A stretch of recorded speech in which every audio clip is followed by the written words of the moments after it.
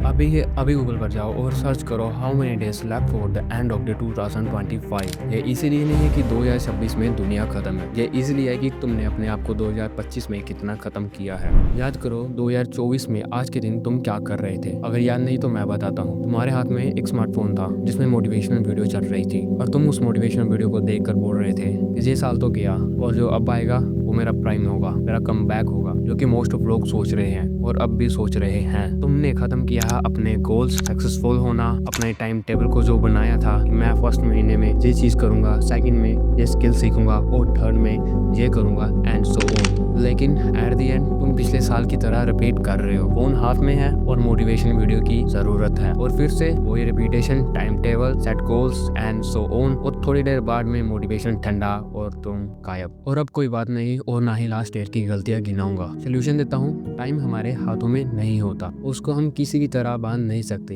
ये चीज तो तुम बचपन में ही सुनते आ रहे होगे, लेकिन टाइम को सही तरह यूज करना किसी ने ना बताया होगा ना सिखाया होगा और तुम्हें ये चीज यूट्यूब अपने आप से ही सीखनी पड़ेगी। आज का मॉडर्न वर्ल्ड प्लानिंग के ऊपर ही चलता है और प्लानिंग के ऊपर ही कई सारे माइलस्टोन अचीव किया है। फॉर एग्जाम्पल, दुनिया का सबसे बड़ा बिलियनियर इलोन मस्क, उसने अपने गोल सेट किए थे, प्लान था, लेकिन पूरी लाइफ प्लान के ऊपर नहीं चलती। सपोज करो तुमने एक ट्रिप प्लान किया है जो कि बिना प्लानिंग के सोचा था। तुम्हारे ट्रिप की डेट फिक्स है, कितने दिन तुम ट्रिप पे काटोगे, कितने लोग जाओगे, ये सब फिक्स है, लेकिन at the time climate change की वजह से तुम्हें अपनी ट्रिप को कैंसिल करना पड़ता है, जहाँ फिर ट्रिप के 1-2 दिनों के बाद ही घर वापस लौटना पड़ता है। इस सारी बातों के बाद जिनको समझ आना था आ गया और बाकी सोच रहे होंगे तो फिर क्या करें। जहाँ भी पूछो प्लानिंग के साथ काम करो, प्लानिंग सही नहीं थी इसलिए गलत हुआ। समझो प्लानिंग मेन पर्पस नहीं है, प्लानिंग एक अल्टरनेटिव की तरह काम करती है, जिसको किसी और दिन डिटेल में बात करेंगे।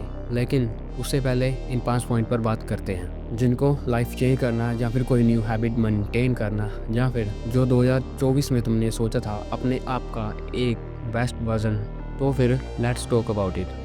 First one is self-control. More than control yourself, your limits, and sometime after give a reward. मुझे जब चाय की आदत छोड़नी थी तो मैं पूरा दिन चाय नहीं पीता था। चाय इसलिए क्योंकि चाय एक ड्रग की तरह काम करने लगी थी और जब मेरे को फील हुआ तब आई डिसाइडेड कि मैं चाय की आदत अपने सेल्फ कंट्रोल से ही छोड़ूंगा। मैं पूरा दिन चाय नहीं पीता था। जब भी चाय बनती थी चाय के सामने बैठ जाता और अपने आप को कंट्रोल करता और अपने मन में सोचता कि चाय के क्या क्या नुकसान हो सकते हैं और एट द एंड चाय को फेंक देता। अपने एक फेवरेट फूड को फेंकते टाइम लोनली फील होता है और जब मुझे ये चीज़ का एहसास हुआ तो मैंने रिवॉर्ड सिस्टम के साथ खेलना शुरू किया। मैं पहले पूरा दिन 4 से 5 चाय के कप पीता था और उसकी जगह मैंने रिवॉर्ड सिस्टम मेथड को अप्लाई किया और अपने आप को कहता कि तुम शाम को 1 कप चाय पी सकते। मेरे स्ट्रिक ने चाय की आदत को, जो दिन की 4 से 5 कप थी 2 दिनों के बाद चाय पी, फिर ऐसे ऐसे करते मैंने 1-2 महीने तक तो चाय को हाथ भी नहीं लगाया। ये मेथड मेरा चाय ही नहीं मेरी बैड हैबिट भी छुड़ा चुका है और अभी मेरे अंदर काफ़ी बैड हैबिट्स है जिनको मैं इसी मेथड से छोड़ने की कोशिश कर रहा हूँ। मुझे बताने की ज़रूरत नहीं है कि हेल्दी खाने के कितने फ़ायदे हैं, आप लोगों को सब कुछ पता है, लेकिन आप अपनी लाख कोशिशों के बाद भी खा नहीं पाते। मैं अपना बताऊँ, मैं हेल्दी खाता भी हूँ और नहीं। मैंने लास्ट ईयर 2024 में गिनकर 1 से 2 बार फास्ट फूड कंज्यूम किया था और मेरे ये नंबर आप लोगों से 10 गुना कम है। मैं फास्ट फूड खाता तो हूँ लेकिन गैप मेथड को यूज करते हुए। स्टार्टिंग में जब मैंने जंक फूड को छोड़ना था तो मेरे को इस मेथड का कुछ भी नहीं अंदाजा था। मेरे को काफ़ी दिक्कत होती थी अपने इस बैड हैबिट को छोड़ने की, क्योंकि मैं काफ़ी लोड्स ऑफ, जिसको कहते हैं loads of momos and burger वगैरह सब कुछ ऐसे कंज्यूम करता था जैसे मैं प्रोटीन पाउडर खा रहा हूँ। एट द एंड मैंने गैप मेथड के बारे में सोचा, थोड़ी रिसर्च की, थोड़ी अपने आप से ट्रिक्स लगाई और मैंने इस मेथड को अपने हिसाब से डाल दी। स्टार्टिंग में आप लोगों को प्रॉब्लम हो सकती है, लेकिन अगर आप छोटे छोटे लेवल्स पे शुरुआत करोगे तो आप एक बिगर गोल अचीव कर सकते हो। जैसे कि मैंने 1 साल के बाद कोई जंक फूड खाया और आप भी कुछ ऐसा ही कर सकते हो। समझो तुम्हें गैप मेथड को कैसे यूज करना है। हफ्ते के अगर तुम 7 दिन ही फास्ट फूड कंज्यूम कर रहे हो तो 1 दिन के गैप के बाद खाओ, नहीं तो कम से कम हफ्ते में 6 दिन कर दो और ऐसे ही 2 दिन हफ्ते स्टे रखो, फिर 2 दिन हफ्तों के बाद 1-1 दिन के बाद कर दो और 2 हफ्तों के बाद 3-3 दिन के बाद कर दो और ऐसे ही नंबर्स को बढ़ाते जाओ और अपने हर एक वीक के आप कितना खा रहे हो उसको काउंट करते रहो और नेक्स्ट टाइम जब आप रिपीट करोगे उस काउंटिंग को घटाने की कोशिश करो और ऐसे ही कम से कम और ज्यादा से ज्यादा आपको 4 महीने लगेंगे अपनी इस आदत को छुड़ाने में। टाइम सोचने में और सुनने में ज्यादा लग सकता है, लेकिन जब आप फॉलो करोगे ना, आपको 1 साल से तो कम ही लगेगा। और एक नई रूटीन फॉलो करो, जो स्टार्टिंग में तुम्हारी मजबूरी हो, लेकिन सम टाइम बाद वो तुम्हारी प्रायोरिटी बन जाए। और यहीं से स्टार्ट होता है हमारा थर्ड स्टेप, डू वर्कआउट।